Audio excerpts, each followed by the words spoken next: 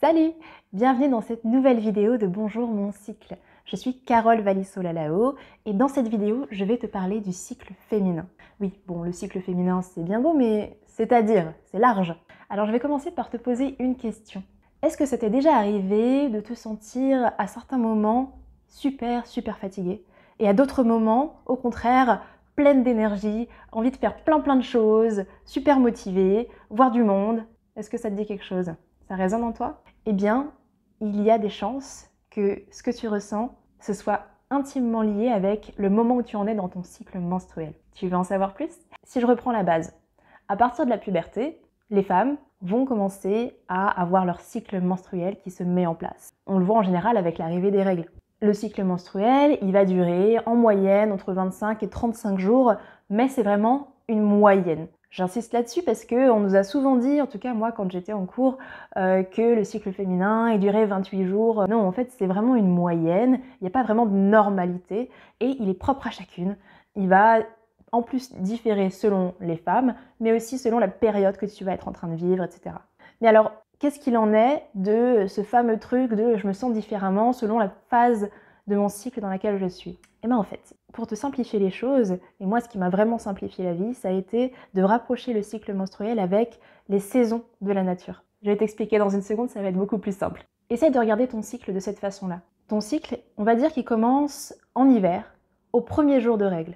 Ensuite, tu vas avoir le printemps dans la phase de ton cycle qui s'appelle la phase pré-ovulatoire. Après, tu vas arriver en été avec le moment phare de ton cycle, l'ovulation, le moment où un ovule est libéré pour rencontrer un potentiel spermatozoïde. Et enfin, tu as la phase prémenstruelle pour l'automne de ton cycle qui va arriver donc juste avant tes prochaines règles. Ton cycle prend fin la veille des règles suivantes. Tu me suis? Ce qui est super intéressant de noter aussi, c'est que chacune de ces saisons, elle va correspondre à une période pour toi qui va être soit fertile, donc où tu pourrais tomber enceinte, soit une période infertile. Pour simplifier les choses, on va dire qu'au printemps et en été de ton cycle, donc pendant la phase préovulatoire et l'ovulation, là tu vas pouvoir potentiellement tomber enceinte.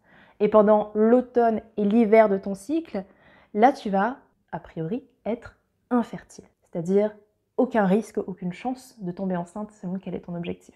Et ce qui est super intéressant, c'est que dans chacune de ces saisons-là, non seulement tu vas avoir ta fertilité qui va changer, mais aussi du coup ton niveau d'énergie, ta motivation.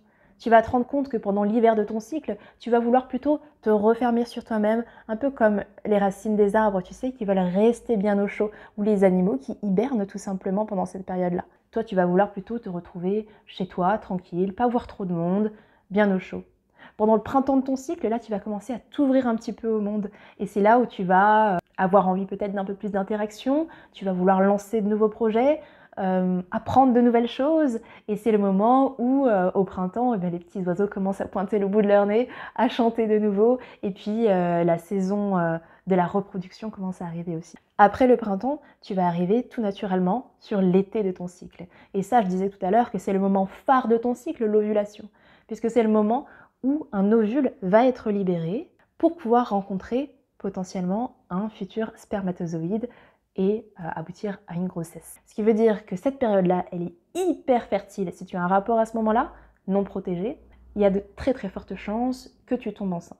Et ça, tu vas le ressentir aussi potentiellement dans ton énergie.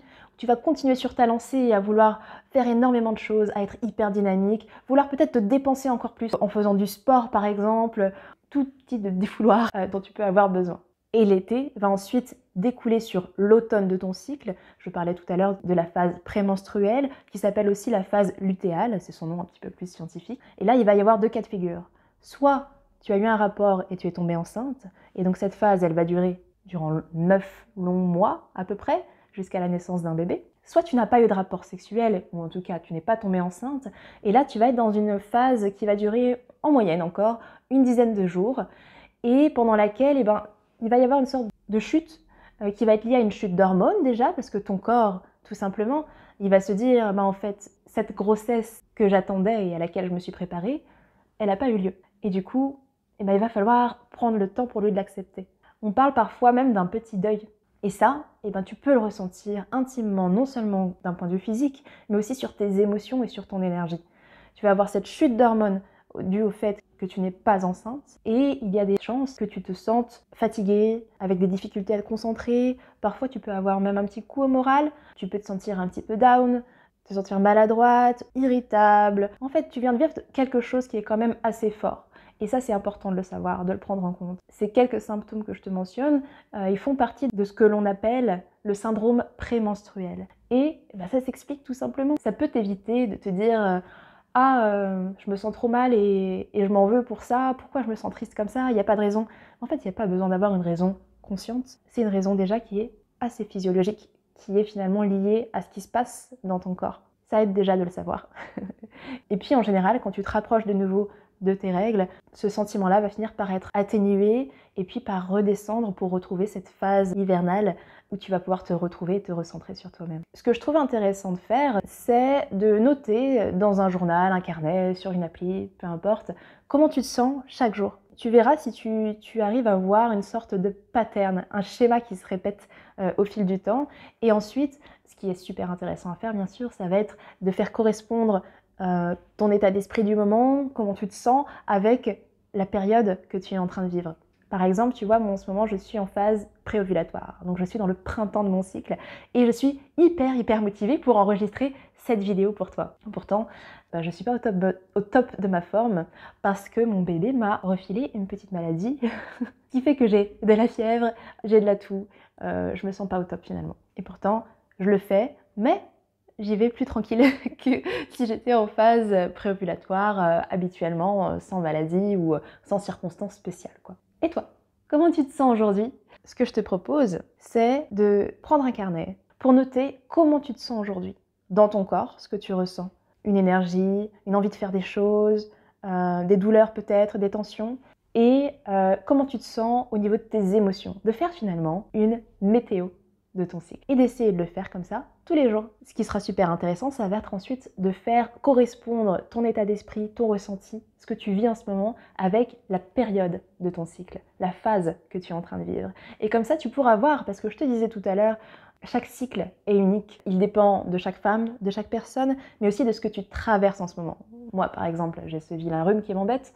Forcément, ça va avoir un impact sur mon corps et potentiellement sur mon cycle. Ça peut peut-être retarder mon ovulation, le fait que je sois fatiguée, que je ne dorme plus, que je n'ai plus de temps pour moi avec ce petit bébé.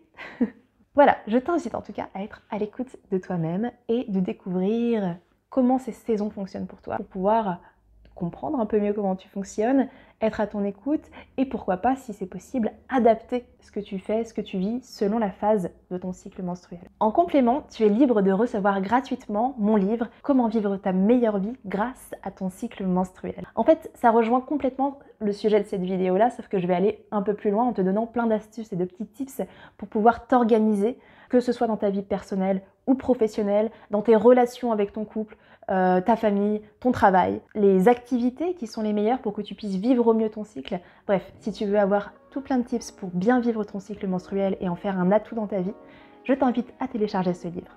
Pour télécharger ton livre gratuit, tu vas simplement dans le lien juste en dessous de la vidéo. J'espère que cette vidéo t'a plu et je te dis à demain pour la prochaine vidéo. Ciao!